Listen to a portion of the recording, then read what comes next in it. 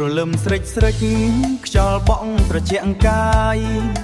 ស្រែទឹកលិចជាផ្លូវភក់ជ្រីតាភូមិក្លិនស្រូវក្រអូបងដើរទៅវត្តកាត់មុខផ្ទះមុំរដូវភ្ជុំបិណ្ឌមកដល់ជួបជុំកូនចៅគ្រប់គ្នា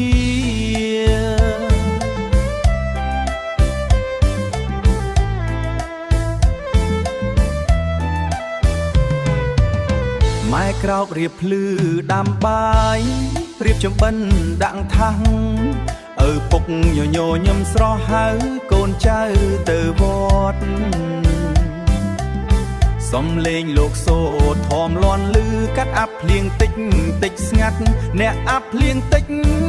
ស្ងាត់អ្នកភូមិណាំគ្នារៀបចង្ហាន់សំពះព្រះដោយសុខចិត្តរំវងជុំគ្នាក្នុងខែភ្លៀងជន់ភ្លៀងរលឹមទឹកលោកគង់រៀបស្រស់ស្រាលចាស់ក្មេងសប្បាយចិត្តមិនឯកាជុំបិណ្ឌមកហើយអូនអើយហេ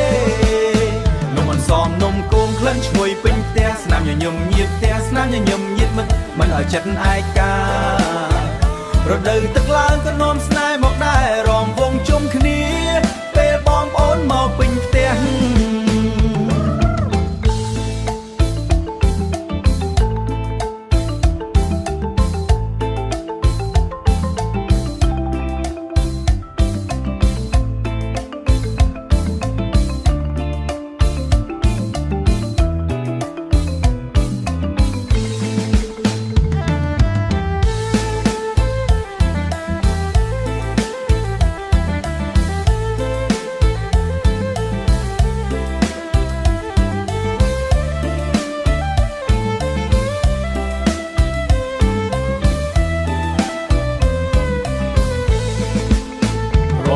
ជុំគ្នា